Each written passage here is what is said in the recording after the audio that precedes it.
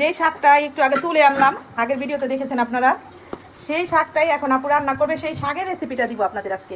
এখানে শাকগুলো খুব সুন্দরভাবে ধুয়ে তারপরে কুটে নিয়েছে আপু। এখানে 2টা আলু দিয়েছেন না? একটা আলু দেওয়া হয়েছে, এই যে নিচে আলু এখানে রাখছেন। এই যে দেখেন আলু বের হইতেছে। এই আলু দিয়ে এই শাকটা সুন্দর করে আপু রান্না করবে এখন। আর এইটা রেসিপি আজকে আপনাদের দিব।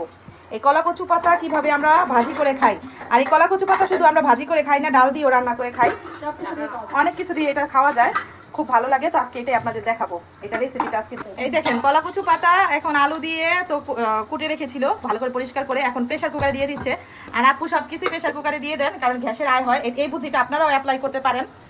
আপু সব কিছু প্রেসার কুকারে দিয়ে দেন। আমি সাধারণত একটু মাংস, ডাল বা আলু টালু সিদ্ধ করলে প্রেসার কুকারে করি, কিন্তু আপু সব কিছুই করে। এই যে শাকে একটু লবণ দিয়ে দিল, পেঁয়াজ দিয়ে দিল,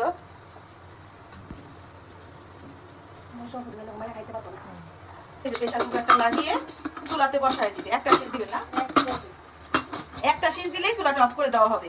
একটা শীষ চলে এসেছে শাকের, এখন চুলাটা বন্ধ করে দিলাম। এই তো এখন শাকের ঢাকনাটা খুলে নিব। এই যে শাকের অবস্থা, একটু নেড়ে চেড়ে নিতে, একটু বাগার দিব শেষ। এখন শুধু একটু বাগার দিলেই শেষ।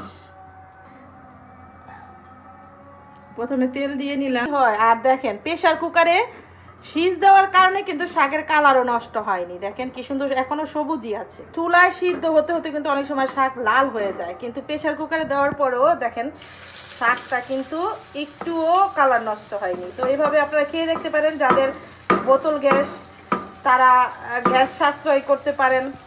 তো কয়েকটা টিপস দিয়ে দিলাম। এখন এখানে পেঁয়াজ আর রসুন দিয়ে বাগার দেওয়া হবে। এই তো বাগার দিয়ে ফেললো। শাকটা একটু ভাজা ভাজা হলেই শাকটা হয়ে যাবে। দেখছেন শাকের কি একটু কালার নষ্ট হয়েছে?